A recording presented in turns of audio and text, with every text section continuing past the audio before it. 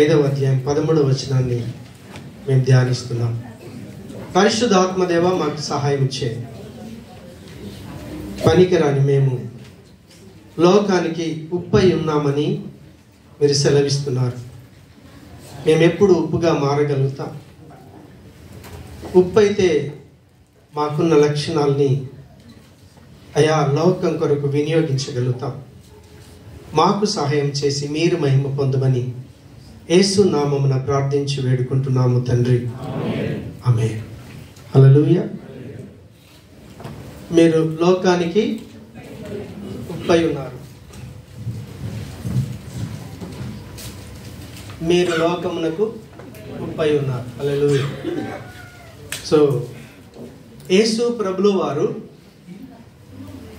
మాట్లాడొద్దు దయచేసి. యేసు ప్రభుల వారు ఆయన బాప్తిసం పొందాడు. బాప్తిసం పొందిన తర్వాత సాతాను చేత శోధించబడ్డాడు. 40 days ఫాస్టింగ్ అయిపోయిన తర్వాత ఆయన ఆ గలీలీ ప్రాంతం కావచ్చు చాలా చోట్లలో సువార్తను ప్రకటిస్తున్నప్పుడు ఎటువంటి వ్యాధి వాళ్ళైనా సరే వచ్చి వాళ్ళు బాగుపడ్డారు. దేవునికి స్తోత్రం. ఆయన దగ్గరకు వచ్చినప్పుడు దయ్యాలు వెళ్ళిపోతున్నాయి, రోగస్తులు బాగైపోతున్నారు. అది ఎటువంటి వ్యాధి అయినా సరే ప్రభు ఆయన పరమ వైద్యుడిగా బాగు చేస్తున్నాడు కాబట్టి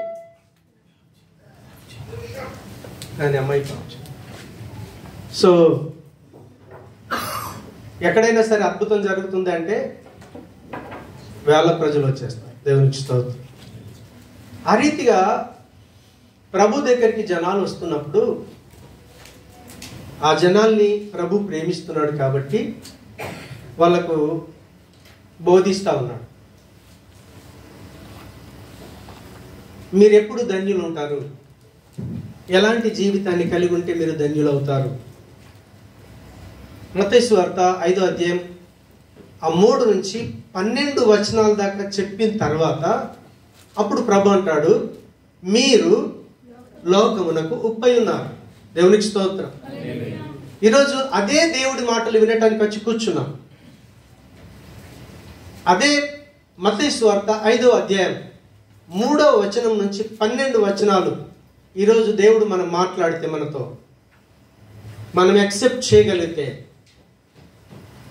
మనం ఈ లోకానికి ఉప్పు అవుతాం.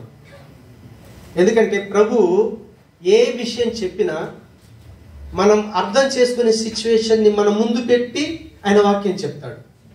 అందుకే ఎక్కడైనా ప్రభు వాక్యం చెప్పేటప్పుడు ఉపమానం లేకుండా వారికి బోధించలేదు. దేవుని యొక్క వాక్యం సెలవిస్తాం. ఇక్కడున్న మనందరికీ నాతో సహా ఉప్పు గురించి తెలుసు. ఇప్పుడు మనం దేనికి వాడతాం? పాడవకుండా. కనుక ఉప్పు అది కొంచెమే ఉంటుంది, కానీ సపోజ్ కిలో ఉప్పు ఉందనుకోండి, 100 కిలోల చేపలనైనా అది పాడు కాకుండా కాపాడుద్ది. అది కొంచెమే కానీ విస్తారమైన దాన్ని కాపాడుద్ది. ఆ ఉప్పు మూడోది సారం కలిగి ఉంటుంది. ఆ ఉప్పు నాలుగోదిగా రుచిగా ఉంటుంది. మనం ఉప్పు లేకుండా కర్రీ చేయండి, ఆ ఉప్పు వేసిన తర్వాత ఎంత ఇష్టంగా తింటాము. ఈ ఉప్పు గురించి మనకు ఐడియా ఉంది, దాని లక్షణాలు ఐడియాగా ఉన్నాయి. కాబట్టి అదే ఉప్పును ఆయన ముందు కూర్చున్న వాళ్ళకి, ఇప్పుడు మీరు లోకానికి ఉప్పు అయి ఉన్నారు, మీరు వేస్ట్ వ్యర్థులు కాదు, మీరు లోకానికి ఉపయోగపడే వ్యక్తులు మీరు అని చెప్పాడు.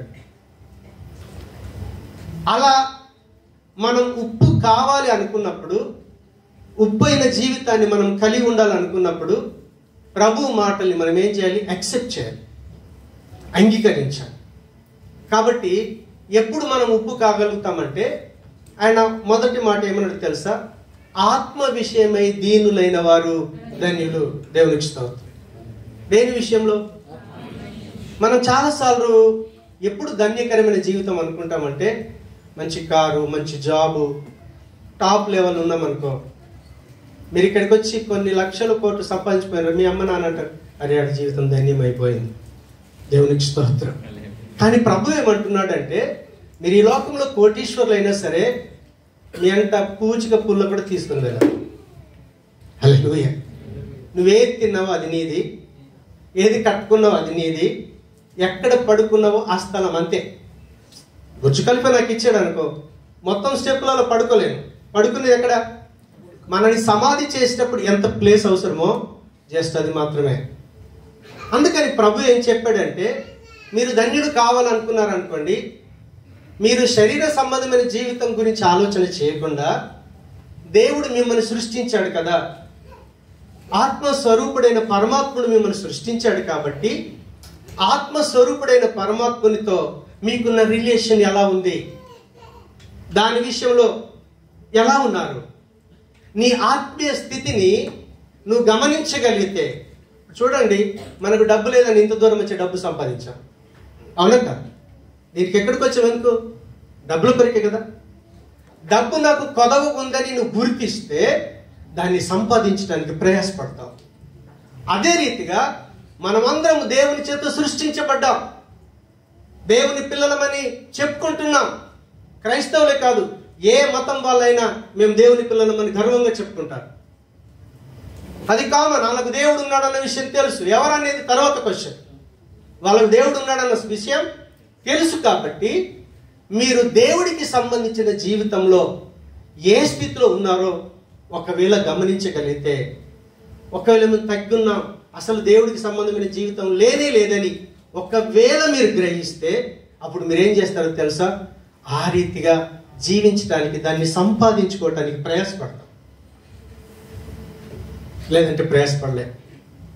మొట్టమొదటి దాన్ని గుర్తించాలి. రెండోది ఏం చెప్పాడు ఆయన? దుఃఖపడవారు ధన్యులు. దేవునికి స్తోత్రం. ఎప్పుడైతే ప్రభు దగ్గరికి వస్తామో, ఆత్మ విషయం గ్రహించగలిగినప్పుడు మనకు దుఃఖం వస్తుంది. ఏంటో తెలుసా? లోక సంబంధమైన దుఃఖం కాదు. హల్లెలూయా. లోక సంబంధమైన దుఃఖం మనకి ఏం మిగులుతుందో తెలుసా? ఏడిపే. చూడు, 1000 రూపాయలు వస్తున్నాయి, సరిపోతలేదు. అప్పుడు మనం ఏం చేస్తాం? ఇంకా కావాలని ఎడతాం. ఆరోగ్యం కొంచెం బాగైంది, ఇంకా పూర్తి బాగాలని ఎడతాం, అవునా కాదు? దేవునికి స్తోత్రం. ఆ రీతిగా నువ్వు లోక సంబంధమైన వాటి విషయాలు దుఃఖం గురించి చెప్పట్లేదు. ఆయన ఆత్మస్వరూపుడైన పరమాత్ముడి దగ్గరికి వచ్చి మన ఆత్మ సంబంధం విషయంలో దీనత్వం కలిగి ఉన్నప్పుడు, అప్పుడు మనం ఏం చేస్తామో తెలుసా? ఓహో, నేను అసలు దేవునికి ఇష్టానుసారమైన జీవితం జీవించానా? జీవించట్లేదే. దేవుని యొక్క వాక్యంలోకి వెళ్ళి చూస్తే దేవుని యొక్క ఇష్టం మనకు అర్థమవుతుంది కదా. దేవుడి విషయంలో తగ్గిపోతున్నానని తెలిసినప్పుడు, దేవుడి ఇష్టం తెలిస్తే, దేవుడి యొక్క ఇష్టానికి ఆయన ఎలా జీవిస్తే ఇష్టపడతాడో అలా నేను జీవించట్లేదని ఎవరైతే ఏడుస్తారో, దైవ చిత్తానుసారమైన దుఃఖం ఆ వ్యక్తిలో ఏం చేస్తుందో తెలుసా? రక్షణార్థమైన మారు మనసునిచ్చుద్ది. కాబట్టి ఆత్మీయత దీనత్వాన్ని గుర్తిస్తే మన ఏడుపు లోకం గురించి ఉండదు. దేవునికి స్తోత్రం. ఎందుకో తెలుసా? లోకంలో ఎంత సంపన్నులైనా దాన్ని విడిచిపెట్టి పోవాల్సిందే. కాబట్టి ఇప్పుడు మన ఏడుపు దేని కొరకు ఉంటుందో తెలుసా? దేవుడు సంతోషపడే జీవితాన్ని నేను జీవించాలి.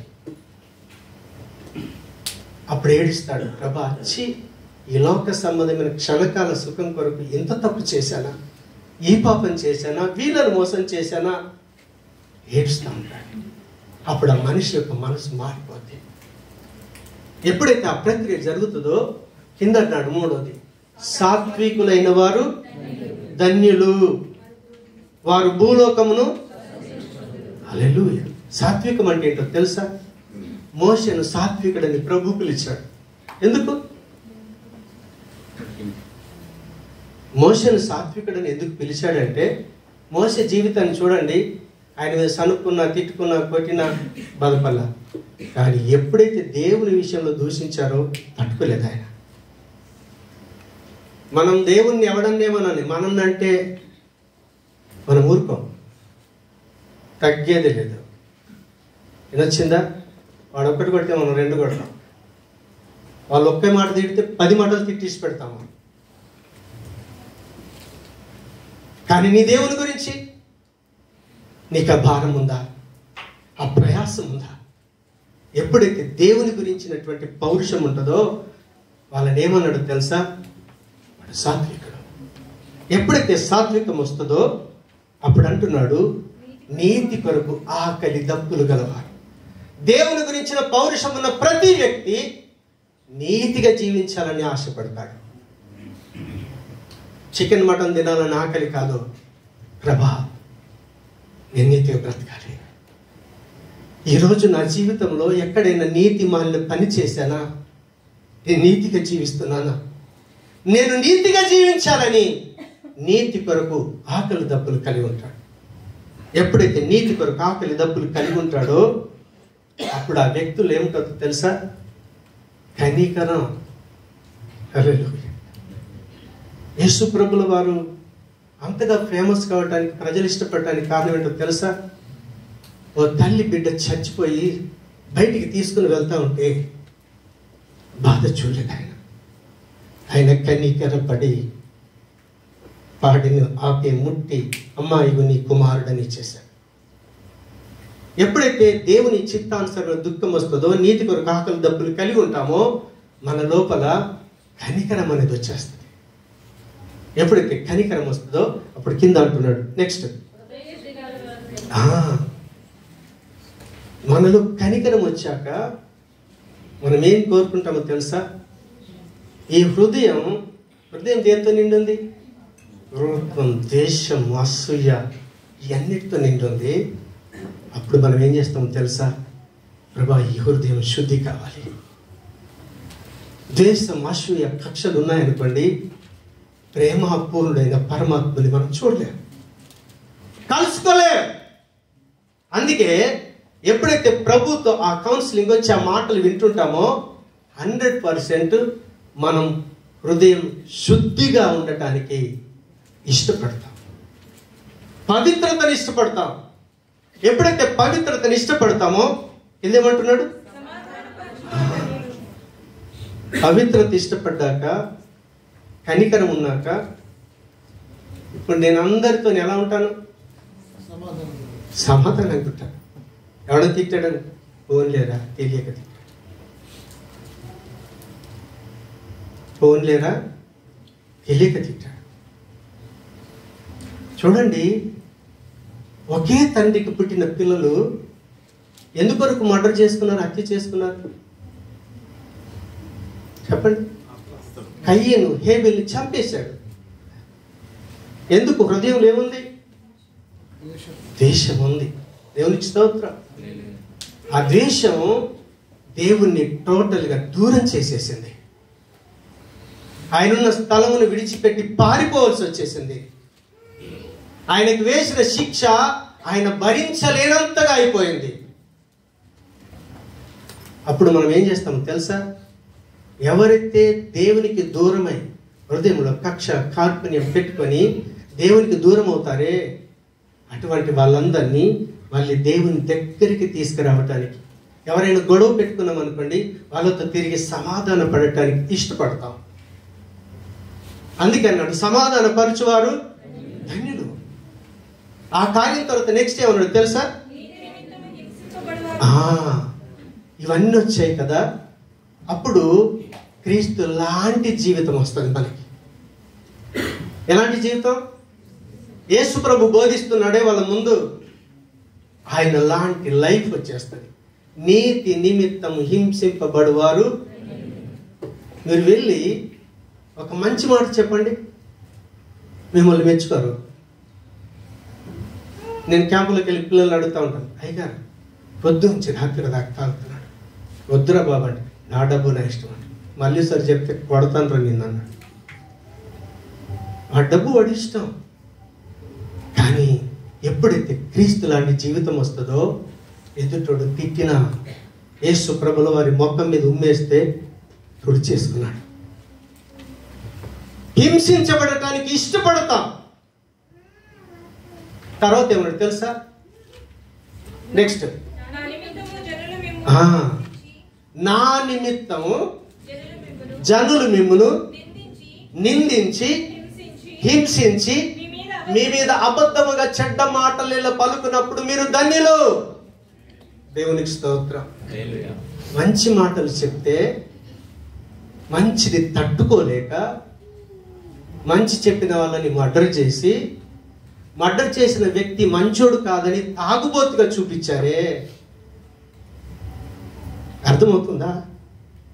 మంచి సేవకుడు ఆయన. మీరు చేస్తున్నది తప్పని ఏది మంచో చెప్పాడు అంతే.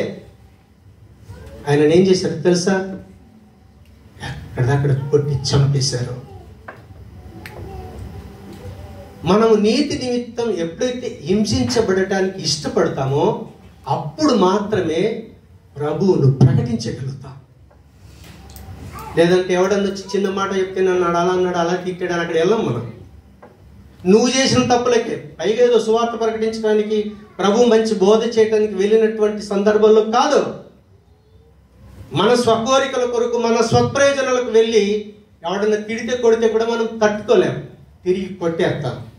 కానీ ఎప్పుడైతే క్రీస్తు మాటల్ని మనం వింటుంటామో అప్పుడు ఏం చెప్తాడో తెలుసా? క్రీస్తు నిమిత్తము, నా నిమిత్తము జనులు మిమ్మల్ని నిందించి హింసించి మీ మీద అబద్ధముగా చెడ్డ మాటలు పలుకున్నప్పుడు. అందుకే ప్రవీణ్ పగడాల భార్య మాట్లాడలేదు.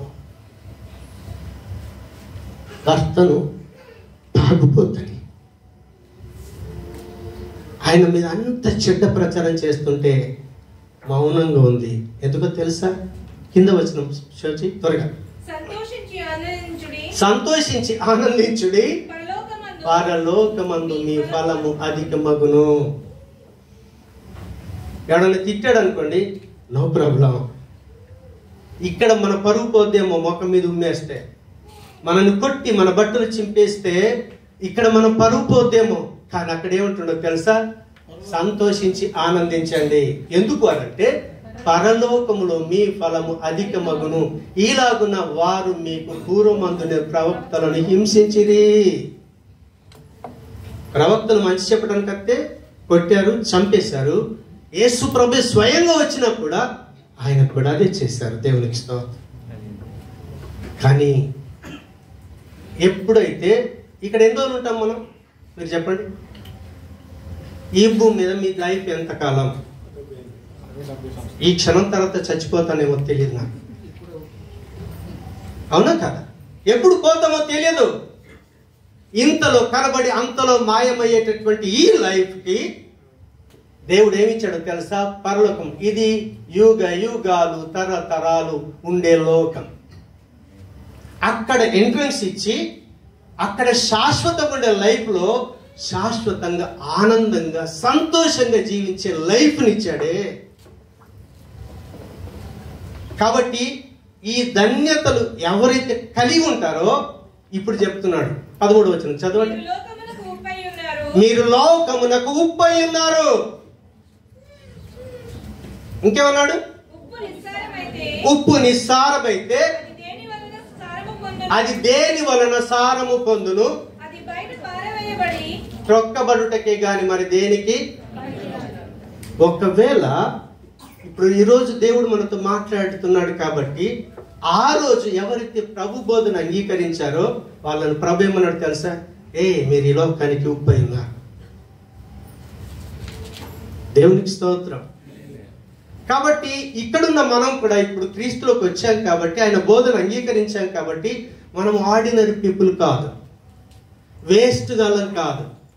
చాలా మంది మనం ఏమనుకుంటాం? నేను ఎందుకు పనికిరాను, నాతోనేమైంది, నా వల్ల ఏమైంది. దేవుడు అన్ని ఇచ్చినా కూడా ఇదే డైలాగ్ మనం పలికేది. కానీ ఎప్పుడైతే నువ్వు ఉప్పు అవుతావో, ఉప్పుకు 4 లక్షలు ఉన్నాయి. ఫస్ట్ లక్షణం ఏంటి? ఉప్పు ఏం చెప్తుంది? ఫస్ట్ ఏం చెప్తుంది? కాపాడటానికి. ఓకే, మత్తయి సువార్త 1:21 నోటికి చెప్పండి. క్రిస్మస్ సీజన్లో ఉన్నాం, అందుకే ఈ డైలాగ్ తీసారు. సిగ్గేసి వద్దే.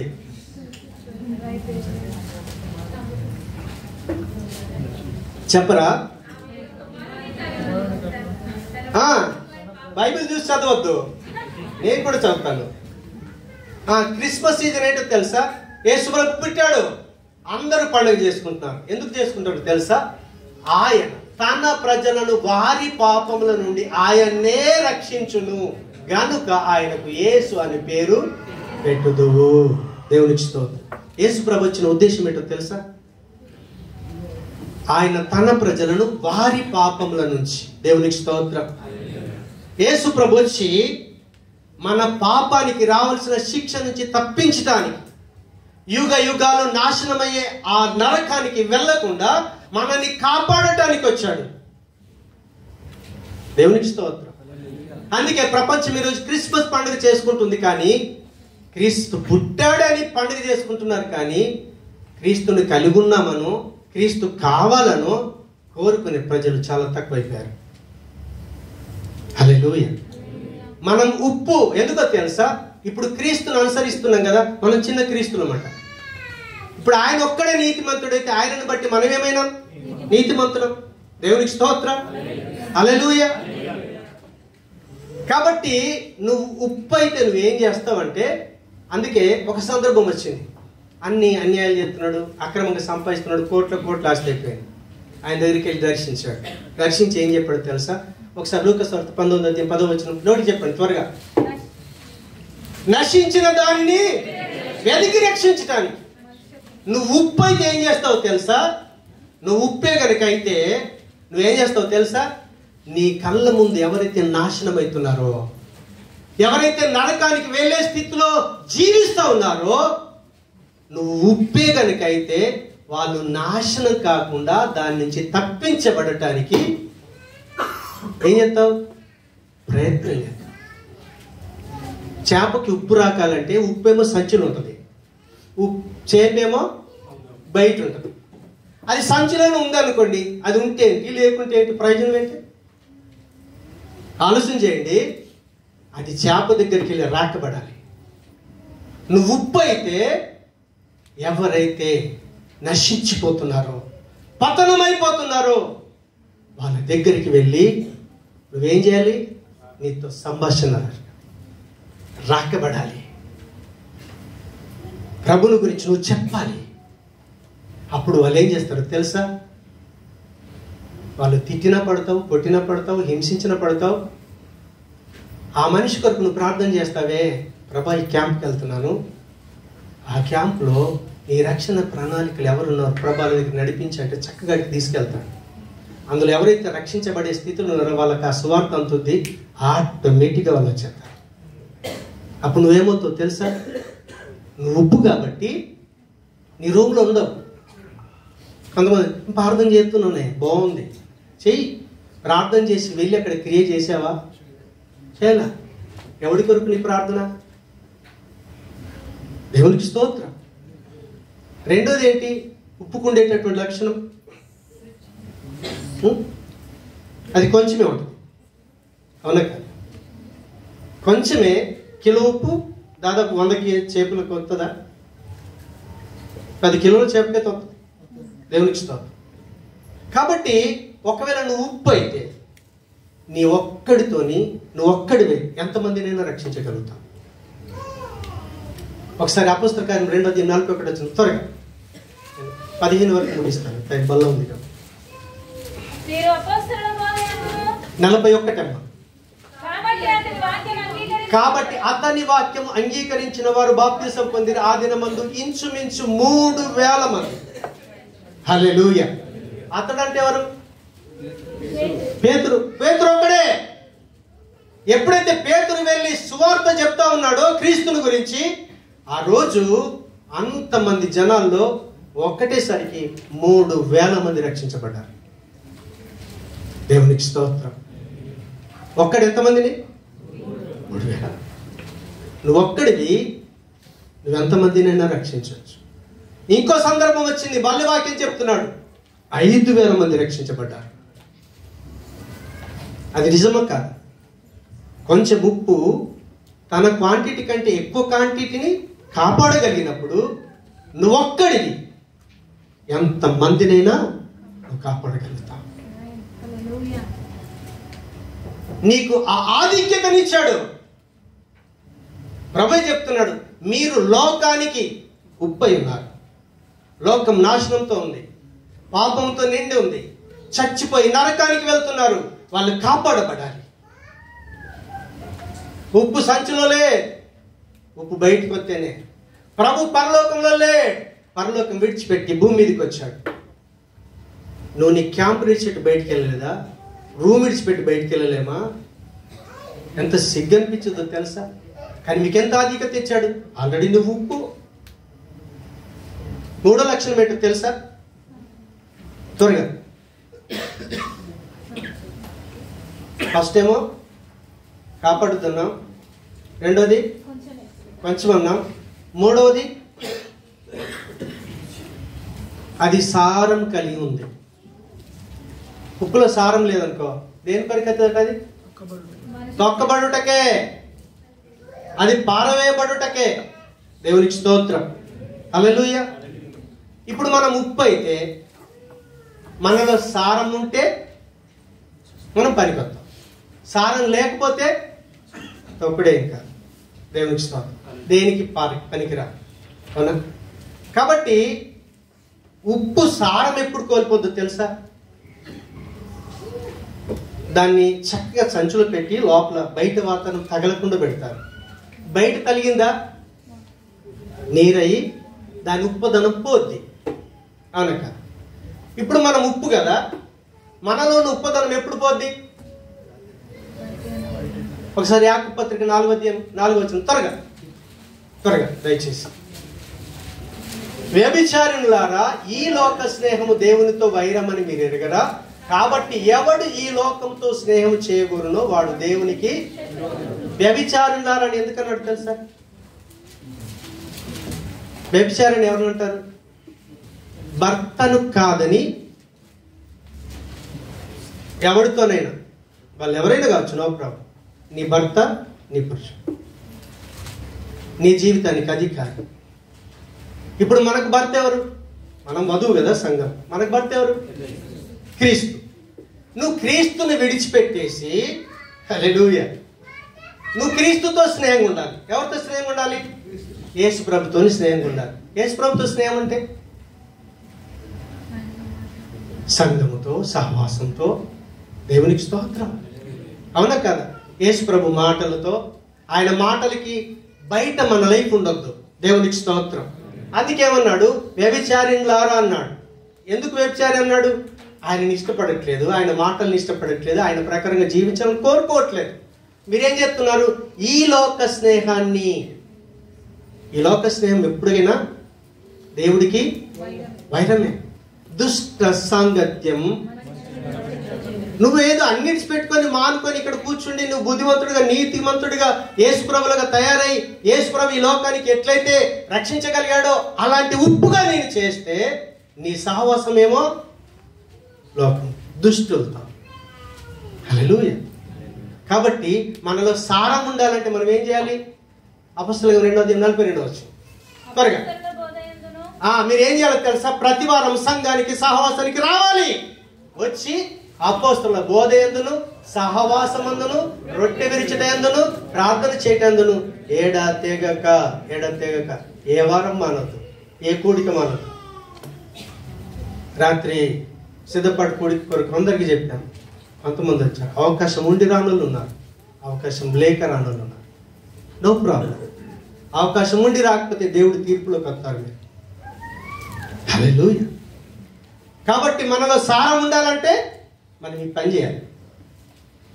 లేదంటే ఇష్టం ఎంజాయ్ చేయొచ్చు, ఎవరితోనైనా వెళ్ళొచ్చు, ఎక్కడైనా వెళ్ళొచ్చు, ఏమైనా చేయొచ్చు. దేవునికి స్తోత్రం, హల్లెలూయా. లాస్ట్ 4వది ఉప్పు, రుచి అన్నారు. దేవునికి స్తోత్రం, అవునా? ఉప్పు ఏమన్నా? రుచి, ఇష్టం. ఎప్పుడైతే నువ్వు ఉప్పు అన్నావో, ఉప్పు దేవునికి ఇష్టమైన జీవితం. మనం దేవుడికి ఇష్టం. ఇప్పుడు మీరు అంత ఉప్పు కదా, ఈయన నా ప్రియ కుమారుడు, ఈయన నేను మనం ఆయన పిల్లలు, మనల్ని బట్టి ఆయన ఆనందిస్తా ఉన్నాడు. నువ్వు నిన్ను బట్టి ఆనందిస్తే నీ స్థలాన్ని విడిచిపెడతాడా? నీ ఇల్లు విడిచిపెడతాడా? నీ క్యాంపు విడిచిపెడతాడా? మీరు ఆలోచన చేయండి. సొదొమ గొమొర్రా నాశనం కావద్దని అబ్రహాం ఒక్కడే దేవునికి ఇష్టంగా కనిపిస్తాం. అంతమంది జనాల్లో లోతు ఇష్టంగా కనిపిస్తున్నాడు. దాన్ని కాపాడాలని దేవుడు ప్రాధేయపడతా ఉన్నాడు. అబ్రహాం ప్రాధేయపడతా ఉన్నాడు. ఎందుకో తెలుసా?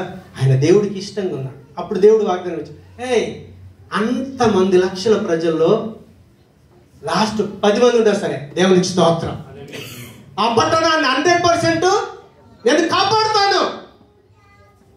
కాబట్టి నీ వ్యక్తిగత లైఫ్ దేవునికి ఇష్టంగా ఉందా, దేవునికి కష్టంగా ఉందా?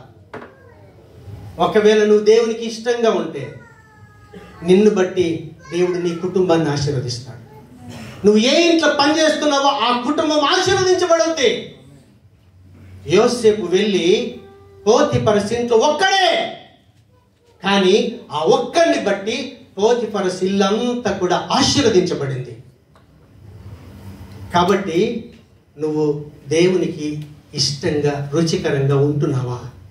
ఉప్పు అయితే రుచినిస్తుంది. ఉప్పు అయితే కొంచెం ఉన్నా, ఉప్పు అయితే సారం కలిగి ఉంటుంది, ఉప్పు అయితే ఇతరులను కాపాడుతుంది. మనం ఆ రీతిగా జీవిస్తున్నామా? మనల్ని మనం విమర్శ చేసుకుందాం. మన ముట్టికి ఉప్పు కాలేదు, ఒకరించి ప్రార్థన చేసుకుందాం. ప్రేమ కలిగిన మా తండ్రి, కృప కలిగిన మా దేవా, మీకు వందనాలు. పనికిరాని మమ్మల్ని నీ దగ్గరికి తీసుకుని వచ్చి నీ మాటల చేత ధన్యకరమైన జీవితం ఇచ్చి ఉప్పుగా చేశారు. మీరే స్వయంగా చెప్తున్నారు మీరు లోకానికి ఉప్పు అని. అయ్యా, ఉప్పు మేము ఉంటే పనికిరానోళ్ళమని, నా వాళ్ళు ఏది కాదని రూములో కూర్చుంటున్నాం. సాతానుగాడు మధ్య పెడతా ఉన్నాడు. మేము ఇతరులను నాశనం కాకుండా కాపాడాలి, సహాయం దయచేయండి. మేము ఒక్కరినైనా సరే ఎన్ని వేల మంది అయినా రక్షించగలిగిన సామర్థ్యం మీరు ఇచ్చారయ్యా. అయ్యా, నేను సారం కలిగి ఉండాలి. లోకంతో స్నేహం వద్దు ప్రభా. ప్రతి వారం, ప్రతి సండే, అయ్యా ప్రతిరోజు నీతో చక్కటి అనుబంధం కలిగి ఉండాలి. లోకంతో అయ్యా మేము జీవిస్తే మేము మీకు వైరులం అవుతాం, శత్రువులం అవుతాం. అలాంటి జీవితం నుంచి విడుదల తెచ్చి మేము నీకు ఇష్టంగా జీవించాలి. ఎందుకంటే మమ్మల్ని ఇష్టపడతావు. అందుకే ప్రభు అంటాడు, నీతిమంతులైన వారు కొనిపోబడుతున్నారు. నీతిమంతుల్ని ఇష్టపడతాడు ఆయన. నువ్వు ఆయనకి ఇష్టంగా ఉంటే నిన్ను బట్టి మీ ఊరు కావచ్చు, మీ క్యాంపు కావచ్చు, మీ కంపెనీ కావచ్చు, మీ ఇల్లు కావచ్చు, దేవుడు దీవిస్తాడు, ఆశీర్వదిస్తాడు. నువ్వు అనేకులకు దీవెనకరంగా ఉండే భాగ్యం ఇచ్చాడు, అనేకులకు ఆశీర్వాదకరంగా ఉండే భాగ్యం ఇచ్చాడు. దాన్ని నిర్లక్ష్యం చేస్తే పారవేయబడతాం, తొక్కబడతాం. అలాంటి స్థితి నుంచి ప్రభా మా అందరికి విడుదలిచ్చి నీ మహిమ కొరకు మమ్మల్ని ఉప్పుగా జీవించే భాగ్యం ఇచ్చి మీ సాక్షులుగా నిలబెట్టుకోమని యేసు నామమున ప్రార్థిస్తున్నాను తండ్రి.